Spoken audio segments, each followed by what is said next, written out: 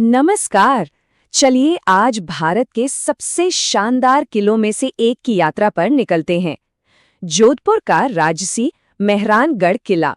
क्या आप तैयार हैं इसकी दीवारों में छिपे रहस्यों को जानने के लिए? तो चलिए शुरू करते हैं। सबसे पहले तो जरा इसकी विशालता के बारे में सोचिए।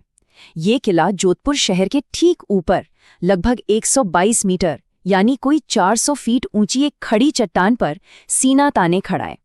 मतलब एक ऐसा नजारा जो किसी को भी हैरत में डाल दे।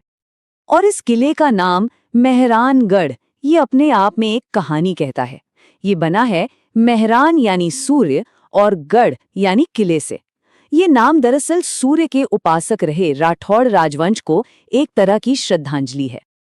तो फिर सवाल ये उठता है कि इस विशाल किले की दीवारों के भीतर श्राप, बलिदान और शानो शौकत की आखिर कौन-कौन सी कहानियां दफन हैं? आइए इस सफर पर चलते हैं और इन रहस्यों से पर्दा उठाते हैं। हमारे इस सफर का पहला पड़ाव है किले की नींव और इसकी जबरदस्त मौजूदगी, जिसे हम कह सकते हैं सूर्य का अजेय दुर्ग। इस किले का इतिहास शुरू होता है 1459 में, जब राठौड़ शासक राव जोधा ने इसकी नींव रखी। लेकिन जो किला हम आज देखते हैं ना, वो कोई एक दिन में नहीं बना। उसे बनने में 500 से ज्यादा साल लगे और अलग अलग शासकों ने इसमें अपना योगदान दिया। चलिए अब इसके बनने से जुड़ी कुछ कह सकते हैं नाटकीय और पौराणिक कहानियों की ओर बढ़ते हैं, जो इसके इतिहास को और भी ज्यादा रहस्यमयी बना देती हैं। इस किले की नींव सिर्फ पत्थर और गारे पर नहीं रखी गई थी, बल्कि ये दो बहुत ही शक्तिशाली कहानियों पर बनी है। एक कहानी है श्राप की और दूसरी है एक महान बलिदान की। कहते हैं कि जिस पहाड़ी पर यह किला है, वहां चिड़िया नाथ जी नाम के एक साधु एकांत में तपस्या करते थे। जब राव जोधा ने किले के लिए इस जगह को चुना, तो उन्हें वहां से हटने के लिए मजबूर किया गया। जाते जाते साधु ने एक श्राप दे दिया, ये किला हमेशा पानी के लिए तरसेगा। अब इस श्राप के असर को कम करने और जमीन को पवित्र करने के लिए एक ऐसा कदम उठाया गया जिसके बारे में सोचकर भी रोंगटे खड़े हो जाते हैं। राजा राम मेघवाल नाम के एक व्यक्ति ने अपनी इच्छा से किले की नींव में जीवित दफन होना स्वीकार किया। एक ऐसा बलिदान जिसे आज भी बड़े सम्मान से याद किया जाता है। तो चलिए अब इन भारी कहानियों से आगे बढ़ते हैं और किले के विशाल दरवाजों के अंदर कदम रखते हैं।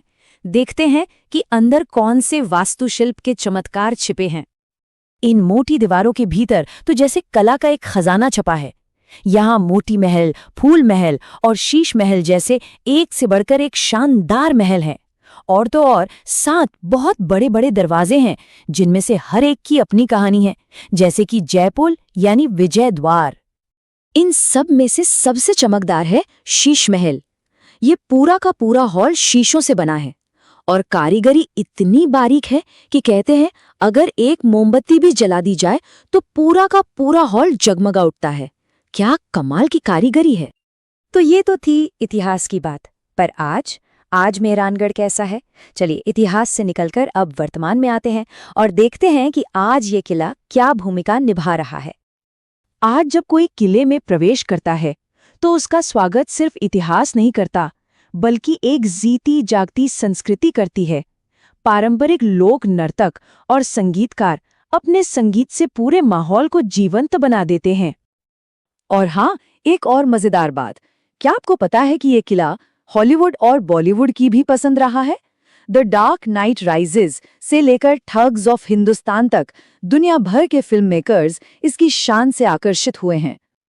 तो अगर इन सब बातों को सुनकर जोधपुर जाने का मन कर रहा है, तो चलिए कुछ काम की जानकारी पर भी नजर डाल लेते हैं, जो आपकी यात्रा में बहुत काम आएगी। अरे भाई, जोधपुर की यात्रा यहाँ के जायकेदार खाने के बिना तो बिल्कुल अधूरी है। मिर्ची बड़ा, मावा कचौरी और वहाँ की मशहूर मखानिया लस्सी, इन सब का स्वाद जरूर लेना चाहिए। अब बात करते हैं टिकट की। अगर वहां जाने का प्लान है तो ये जानकारी काम आएगी। विदेशी मेहमानों के लिए टिकट 600 रुपए का है और हमारे देश के लोगों के लिए सिर्फ 100 रुपए। छात्रों और वरिष्ठ नागरिकों के लिए छूट भी है। और हाँ, किले के आसपास भी देखने के लिए बहुत कुछ है। Rao Jodha desert rock park है, चोके लाओ गार्डन है और चामुंडा माताजी मंदिर जैसे पवित्र स्थल भी पास में ही हैं। और एक बहुत जरूरी सलाह, यहाँ घूमने का सबसे अच्छा समय होता है सर्दियों में, मतलब अक्टूबर से मार्च के बीच। उस समय मौसम ठंडा और सुहावना रहता है, तो आप आराम से घूम सकते हैं। तो आखिर में एक सवाल पर सोचते हैं, किले बनाए जाते हैं लोगों को बाहर रखने के लिए, अपनी सुरक्षा के लिए। तो फिर इसका क्या मतलब है जब वही किला एक ऐसा मील का पत्थर बन जाए जो पूरी दुनिया को अंदर आने का न्योता दे रहा हो? शायद यही सवाल मेहरानगढ़ के पूरे सफर का सार है। एक सैन्यगढ़ से एक वैश्विक सांस्कृतिक खजाना।